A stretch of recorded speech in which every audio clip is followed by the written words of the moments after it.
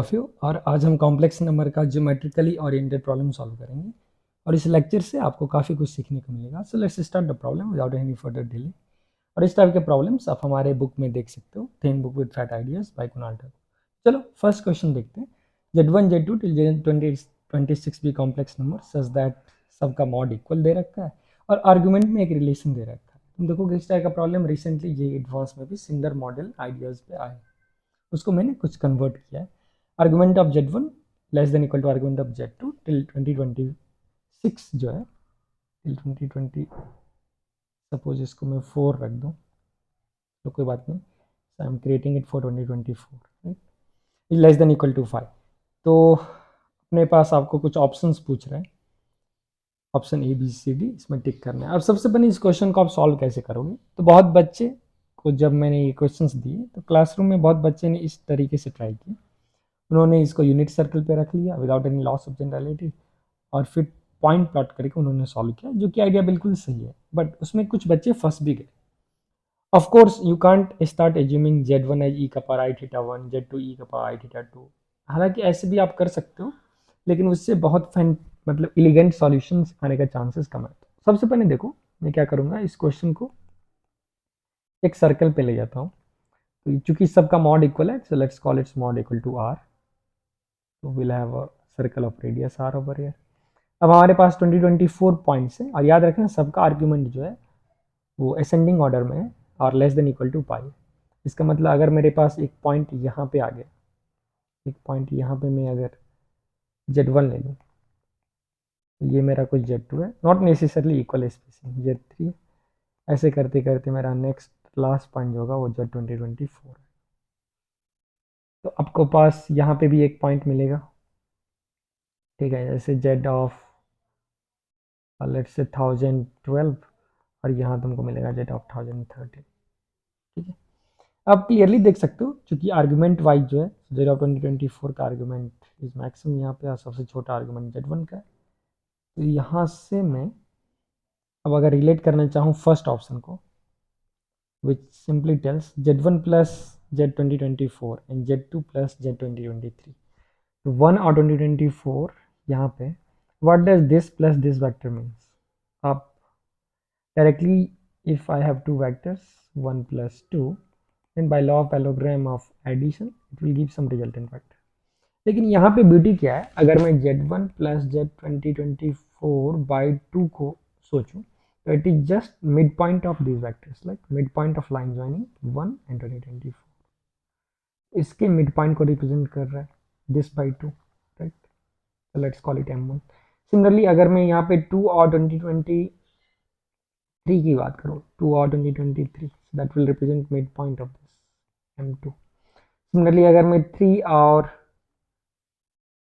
2022 की बात करूँ, that will represent mid point of this M3।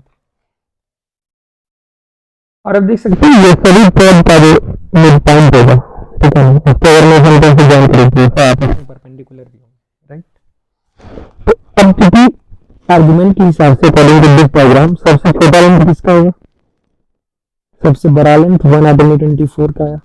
उससे छोटा length will be line joining 2 और 2023, क्योंकि इस डायरेक्शन में आर्गुमेंट इंक्रीज करें। और सबसे स्मॉलेस्ट लेंथ जो मेरा आने वाला वो होगा 1012 और 1013 होगा। ऐसे रिलेशन में करके अगर हमारे पास कोई सर्कल है लेंथ ऑफ कितनी छोटा होगा और परपेंडिकुलर सबका डिस्टेंस जो है एकदम बड़ा हो जाएगा। तो लेंथ ऑफ कर्व जब भी डायमीटर मिल जाएगा तो डिस्टेंस फंक्शन जी हो जाएगा। तो बस ये क्वेश्चन होता है, तो यहाँ पे मैं आसानी से बता सकता हूँ ये डिस्टेंस बड़ा होगा या फिर M2 वाला ओरिजिन से, या फिर M3 वाला, या फिर मान लो ये वाला। सो ऑफ कोर्स OM1 जो होगा ये डिस्टेंस छोटा होगा किससे, OM2 से। सिमिलरली ये छोटा होगा OM3 से and so on so fourth. तो यहाँ से मैं बोल सकता हूँ Z1 plus Z2024 by 2 minus 0 का मॉड जो होगा दैट इज फंडामेंटली OM1 का डिस्टेंस को रिप्रेजेंट कर रहा है। तो lesser than equal to Z2 plus Z2023 by 2 minus 0 and less than again Z3 plus Z2022 by 2 minus 0 and so on।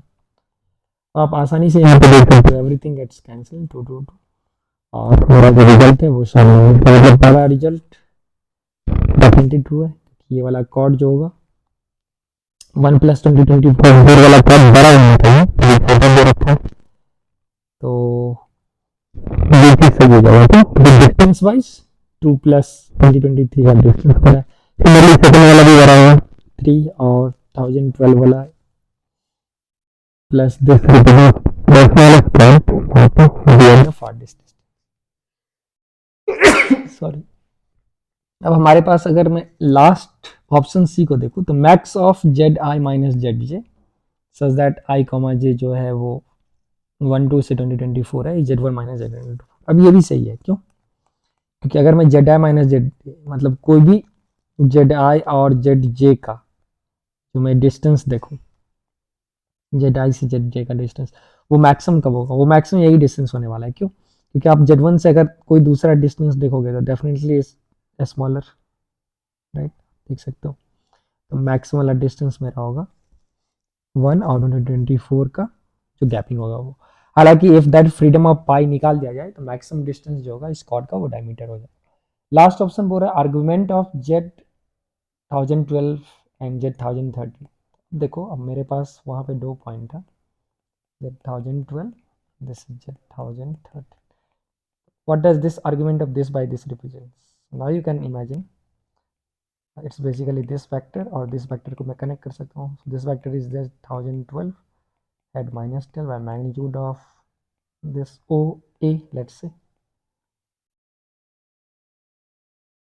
and this times e का power I theta by rotation theorem is equal to z 1013 minus 0 by OB, and since OB and OA is equal to z 1012 by z 1013 is exactly e ka power minus I theta, where if this angle and anti-clockwise z theta. Now this argument is same as 2024 by 1 should be greater. तो 2024 और 1 कहाँ होगा? कहाँ यही होगा z1 and z 2024।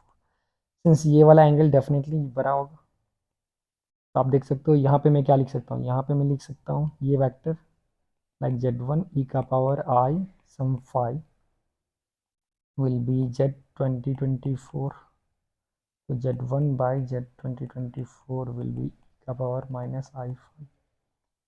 तो अब इसका आर्गुमेंट जो आया है, इसका आर्गुमेंट आप ध्यान दीजिए, ये आ जाएगा माइनस थीटा और इसका आर्गुमेंट आ गया -5। तो अब इस दोनों में कौन एंगल बड़ा है आप देख लीजिए, क्योंकि phi is more than theta, so -5 will be less than minus theta, right? तो मैं यहाँ से मैं बोल सकता हूँ जो माइनस थीटा वाला जो है वो ग्रेटर हो जाएगा मैग्नीट्यूड वाइज, राइट? तो ये इक्वल टू तो हो सकता है in one of the case, but will it always be less than equal to, like which the following should always be true? Definitely ये गलत। अब देखो कैसे आप बेसिक आइडिया पे जो क्वेश्चंस को पूछा जा सकता है, और जेईई एडवांस एग्जैक्टली यही करता है। चलो मैं सेकंड क्वेश्चन पे जाता हूँ, और ये काफ़ी बेहतरीन क्वेश्चन है and I am sure all of you is going to enjoy this. Especially देखो मैं कैसे इसको सॉल्व करूँगा मल्टीपल अप्रोच से। तो सबसे पहले पूछ रहा है locus of point z in complex plane if z का power and real part of z is z bar का power and imaginary part of z and integer है। मतलब मुझे प्ले करना है N equal to let's say मैं 0 1 2 3 4 even -1 -2 इसके लिए भी प्ले कर सकता हूँ। तो अगर मैं n को 0 ले लूँ तो it's just real part of z for n equal to 0 to get a feel of the question is imaginary part of z. अगर मेरे पास एक कॉम्प्लेक्स नंबर है a प्लस आई बी, तो n 0 के लिए मेरा लोकस जो हो गया which simply tells a equal to b a plus i a common 1 plus. अब चूंकि a मेरे पास रियल नंबर है तो ये लोकस लाइन हो जाएगा, क्योंकि देखो अगर मैं a 0 लूँ तो 0 पे आऊँगा, a 1 लूँ 1 प्लस आई, a 2 लूँ 2 into 1 plus I. So along this direction we'll keep on moving, right? Along this direction we'll keep on moving. तो for n equal to 0 locus तो स्ट्रेट लाइन दिख गया। चलो अब मैं गेम खेलता हूँ, अगर मैं n को 1 ले लूँ तो देखते हैं क्या होता है। So we'll have z times real part of z equal z bar times imaginary part of z। तो यहाँ से देखते हैं क्या होता है। तो यहाँ से one thing we can do, if what if I take mod on both side, mod z into real part of z का mod equal to mod of z bar into imaginary part of z का mod. ये दोनों mod तो same हो जाएगा। Of course z equal to zero is always the point on this curve whatever locus, because z equal to zero always satisfy this, right. जैसे यहाँ पे भी देखो जेड इक्वल टू जीरो तो satisfy करेगा। So now we'll get mod of real part of z. So let's call z as a plus I. So we'll get mod of a equal to mod of b over a. मेरे पास दो case बनता है, या तो a equal to b आएगा, right, या तो मेरे पास a इक्वल टू बी आएगा या a equal to minus b आएगा। तो अब आप यहाँ पे बताओ क्या होने वाला है। अब यहाँ पे मेरा इंटरेस्टिंग केस है, अगर मैं mod a equal to b में a इक्वल टू बी ले लूँ, राइट। सो मेरे पास जो कॉम्प्लेक्स नंबर बन क्या है वो आगे z टाइम्स मतलब a plus i b times real part of z a equals z bar times imaginary, so a times again because b is a times a minus i b. अब a is cancel if a is not zero because I am of course taking z as non-zero because zero is always a solution। तो यहाँ से a भी cancel हो गया तो b भी zero आ गया। तो आप देख सकते हो b जीरो अगर आ गया तो फिर a जीरो आ जाएगा, मतलब इस केस से कोई सॉल्यूशन नहीं मिला। There is no non zero solution apart from a equal to zero.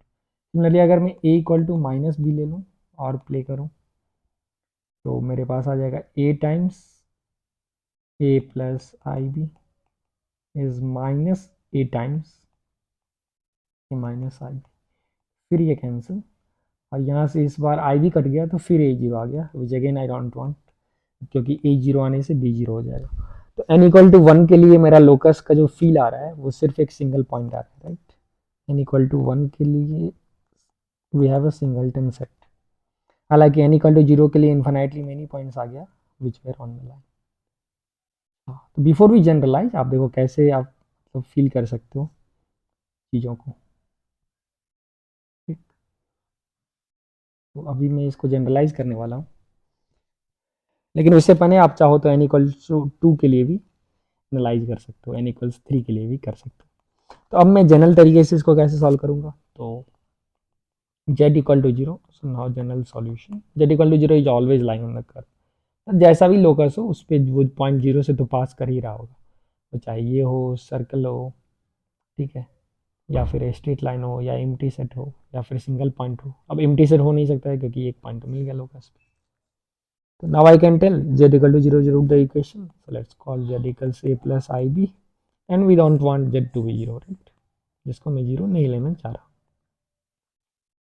अब अगर मैं मॉडुलस दोनों साइड ले लूँ तो if real part is a zn is b z bar n, and if I take mod on both sides, we are ending up with mod a equal to mod b, right,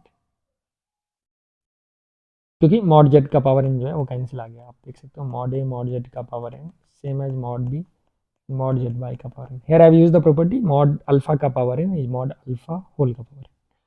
ये दोनों cancel हो गया क्योंकि mod z zero नहीं है, मैं इसको non zero लिया, mod a equal to b. अब यहाँ से दो केस देखने को मिलेंगे, ये तो a इक्वल टू बी होंगे या a equal to minus b होंगे। तो चलो हम इन दोनों को एनालाइज करते हैं प्यार से। If a equal to b तो मेरा इक्वेशन बन गया a प्लस आई ए का power n equals a minus i a का power, and that gives 1 plus i by 1 minus i का पावर n इक्वल टू 1। अब ये जेई मेंस में पूछा हुआ है। अब आप इस चीज़ को क्या कर सकते हो,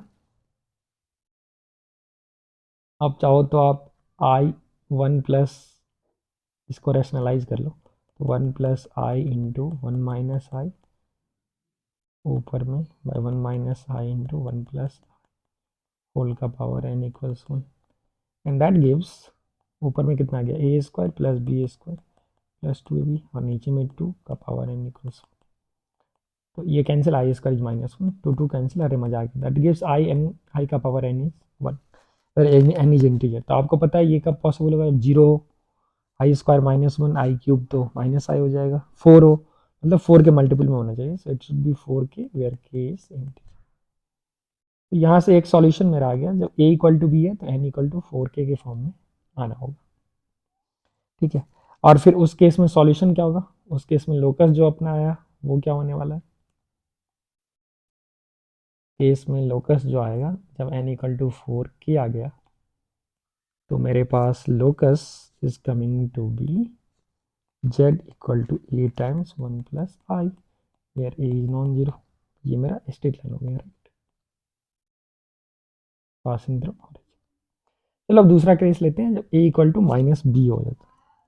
तो अगर a equal to minus b आएगा तो मेरा equation a minus i a का power n equals minus a plus i a का पावर n आ गया।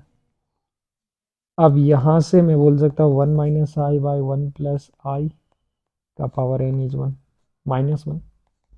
Now this is minus i का पावर n इक्वल्स माइनस 1, क्योंकि अभी मैं देखें 1 प्लस आई बाई 1 माइनस आई आई हो जाता है तो उल्टा माइनस 1 बाई आई हो जाएगा and 1 by I is minus, right. ये काफ़ी ऑब्वियस था सॉल्यूशन। अब ये कब होगा ट्रू, अब देखो इट्स माइनस 1 का पावर n, आई का power n is minus 1, so that gives i का पावर n इज माइनस 1 का पावर 1 माइनस 1। अब अगर मैं n के साथ प्ले करूँ तो अब आप देख सकते हो अगर मैं n को 0 डालूँ तो ये काम नहीं कर रहा है, अगर मैं n को 1 डालूँ तो ये भी i इक्वल्स नहीं काम नहीं कर रहा है, n को अगर मैं 2 डालूँ तो आई स्क्वायर माइनस 1 और 2 पे माइनस 1 का पावर माइनस 1, so माइनस 1 का power minus 1 is 1 by minus 1 का power 1 which is minus 1, that works, cool, that works. अच्छा, सो n इक्वल टू 2 काम कर रहा है। फिर अगर मैं प्ले करूँ 3 तो काम नहीं करेगा, आई आएगा, n 4 डालूँ तो नहीं करेगा, n 5 डालूँ ये भी नहीं करेगा, आई 5, n 6 डालूँ सो आई स्क्वायर माइनस 1 एन 6 पे इट्स माइनस 1। अच्छा ये काम कर गया, इसका मतलब आप देख सकते हो कहाँ कहाँ वर्क कर रहा है, 2 पे, 6 पे, फिर 10 पे। So here n will be in the form of 4k plus 2 where k is integer, right. और इस केस में फिर से मेरा लोकस आने वाला है a टाइम्स 1 माइनस आई, क्योंकि मैं कॉम्प्लेक्स नंबर को a माइनस ए आई लिया था and a is non zero के लिए। तो फिर से आपका एक लाइन आ गया इसमें x1 और y माइनस, इस टाइप का एक लाइन, ठीक। अब अभी तक मैंने वो केस एनालाइज किए जहाँ पे a इक्वल टू जीरो और b इक्वल टू जीरो अगर होगा तो ऑब्वियसली एक पॉइंट होगा, और अगर नहीं होगा means complex number non zero तो फिर मेरे पास ये सॉल्यूशन आएगा। तो अगर मैं फाइनली अब बताऊं जो what's the final answer depending upon different value of n, what are the locus that we are getting, so the final conclusion for this question is ये। तो अगर n इज ऑड तो फिर locus z equal to zero, मतलब एक मेरे पास single point is the locus. If n is even, उसमें भी दो केस है, if n is 4k form में, if n is equal to 4k where k belongs to z, तो फिर मेरे पास z is a times 1 plus i, a belongs to real number हो गया, so it's basically a line passing through origin. If n is 4k plus 2 then k belongs to z, so z is a into 1 minus I and then such that a belongs to real, ये quantity होगा। This is also a line passing through origin, line passing through origin. और अगर odd number है फिर आप बोलोगे sir 4k plus 1 के form में क्या है, तो वो तो यहीं पे आ गया ना, अगर n ऑड है तब तो ऑटोमेटिकली क्या हो गया आपके पास आंसर जो है वो जीरो हो गया, राइट। चाहे ये ऑड नंबर हो तो उसके लिए वो ऑटोमेटिकली वैलिड होगा। I hope you have enjoyed this question. चलो अब नेक्स्ट क्वेश्चन है, अब ये भी बहुत ही एक बेहतरीन सा क्वेश्चन है जिसमें आपको मजा आने वाला है। तो पूछ रहा है minimum of z square minus a z plus a belongs to real और mod z less than equal to 1। तो इस रेस्ट्रिक्शन पे mod z less than equal to 1 मतलब आप ये सर्कल के अंदर बेसिकली ये पूरे डिस्क में कहीं पे भी आप पॉइंट हो, and now depending upon value of a इसका मिनिमम वैल्यू क्या होगा, राइट। तो सपोज मैंने जैसे ए को 1 ले रखा है, फॉर टाइमिंग आप सोचो अगर मैं ए को 1 ले लिया तो मेरे पास क्वेश्चन आ गया minimum value of z square minus z plus 1 based on the restriction mod z less than equal to 1। तो ये मेरा न्यू क्वेश्चन है। तो अब कोई बच्चा बोलेगा जेड में कहीं से ले सकता हूँ, यहाँ से, यहाँ से, यहाँ से, मतलब इस पॉइंट के अंदर से कोई भी पॉइंट उठाओ, ईच एंड एवरी पॉइंट के करस्पॉन्डिंग, जैसे मैं जीरो उठा लूँ तो जीरो के करस्पॉन्डिंग एक वैल्यू आएगा इस एक्सप्रेशन का, किसका, mod z square minus z plus one का, क्या आएगा वैल्यू एट जीरो, ये वन आएगा। फिर अगर इसका वैल्यू मैं उठा लूँ सेम एक्सप्रेशन का एट जेड इक्वल टू मान लो वन, तो ये भी वन आ जाएगा, वन माइनस। अगर मैं जेड इक्वल टू आई पे उठा लूँ तो कुछ वैल्यू आएगा आई स्क्वायर माइनस आई प्लस, तब ये भी वन आ गया। ठीक है, मतलब ये कॉर्नर पे मेरे पास वन आ रहा है। अब अगर मैं मान लो हाफ पे उठा लूँ, सो जेड इक्वल टू हाफ पे, तो ये वैल्यू आ जाएगा one by four minus half plus one, so which is half plus one by four, so it's three by four. देखो उससे कम वैल्यू आ गया। तो out of all possible value आपसे पूछ रहा है इसका मिनिमम वैल्यू कब आएगा।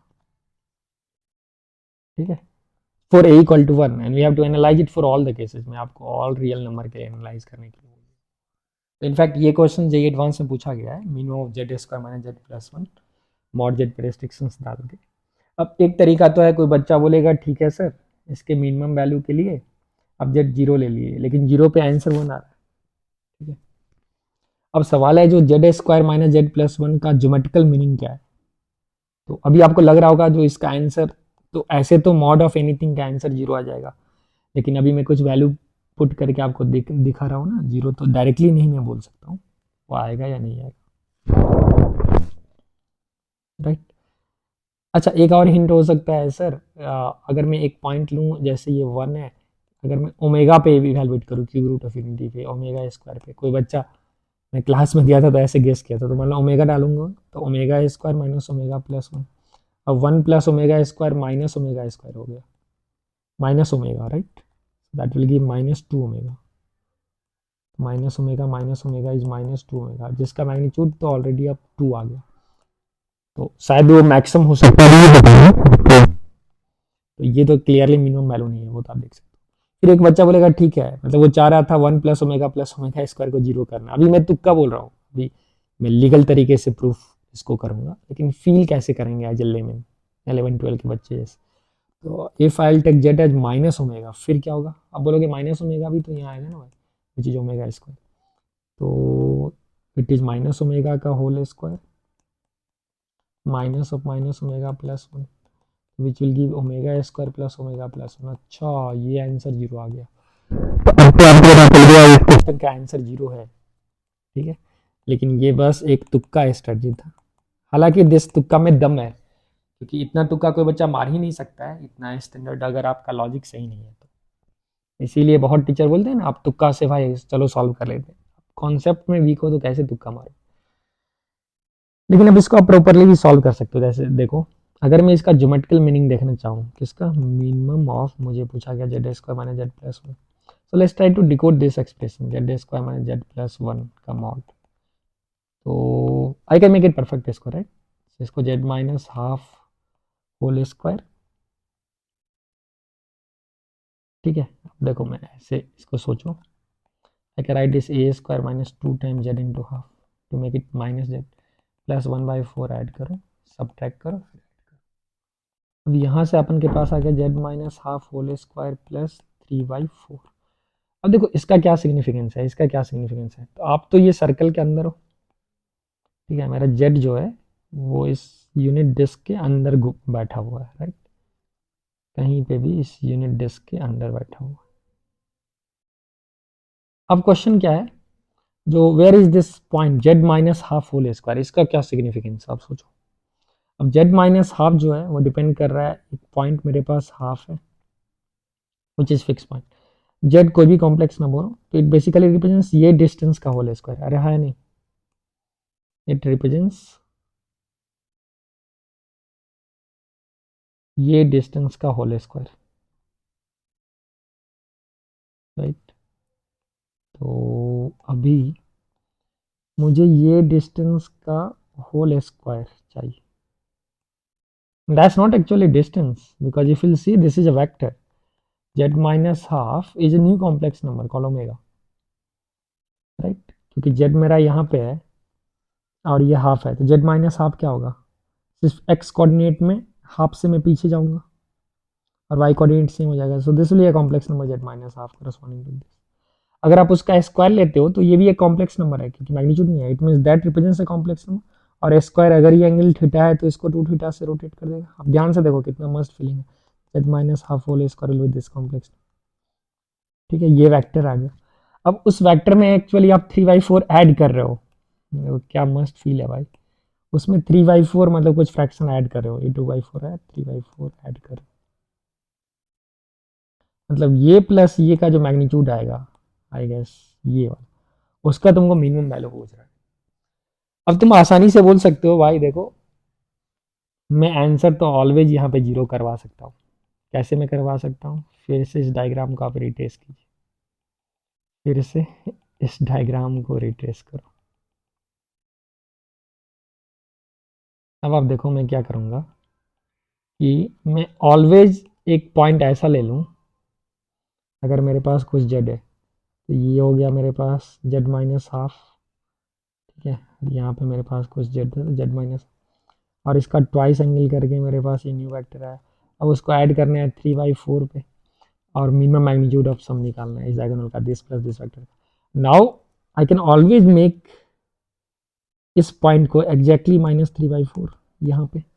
What's the reason, what's the reason, मैं यहाँ पे इसलिए ला सकता हूँ इस पॉइंट को, क्योंकि if this point is 2 theta 2 पाई, तो अगर मैं z को इटसेल्फ मतलब इफ z-2 को मैं y एक्सिस पे रख लिया, it means z minus half को, राइट, तो z कहीं हाफ आगे होगा। तो if I move backward, Z is air, Z minus half actually one imaginary axis, right, इसका स्क्वायर इट्स 180 यहाँ आ गया। और अगर वो exactly I can select Z so that ये -3π/4 इस डायरेक्शन में आ गया एंड दिस इज 3π/4, तो आपस में कैंसिल हो जाएगा and the minimum value is 0 will be achieved. अच्छा, this will always be true, this will always be true. Now I can tell for all mod a less than equal to 1। अब तुम सोचो, अगर मैं इस question को mod a less than equal to 1 पे minimize करूं, mod of z square minus az plus a, now my claim is ये आंसर ऑलवेज जीरो होने वाला है। अब क्यों होने वाला है, ए इक्वल टू 1 के लिए मैंने आपको फील करवाया, अब आप खुद जैसे ए इक्वल टू हाफ के लिए फील करके देखो, पहले फील करो चीज़ों को, और फिर उसके बाद जो है ना आपको मैं बताऊंगा जो कैसे इसको बिना फीलिंग के डायरेक्टली एग्जाम के लिए सॉल्व कर सकते हैं। इसका मेथड 2 जो है सेम क्वेश्चन के लिए, first time analysing for a less than equal to 1। ठीक है, जैसे ए चूंकि रियल नंबर है पॉजिटिव भी ले सकते हैं, ए लेस देन इक्वल टू 1।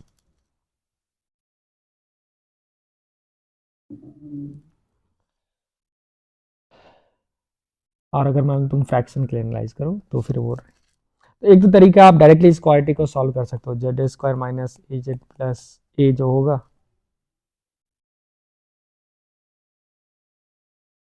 ठीक है,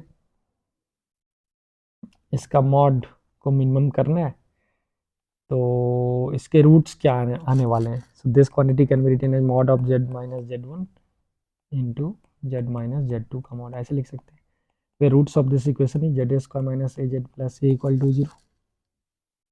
अब इसका रूट्स आएगा z one two is minus b a y two plus minus root over a square minus 4a/2। तो अब आप देख सकते हो ए लेस देन इक्वल टू 1 पे एटलीस्ट एक रूट जो होगा, अगर ए एक या एक से छोटा है, तो यहाँ पे I can write a/2 plus minus root over a into a minus 4/2,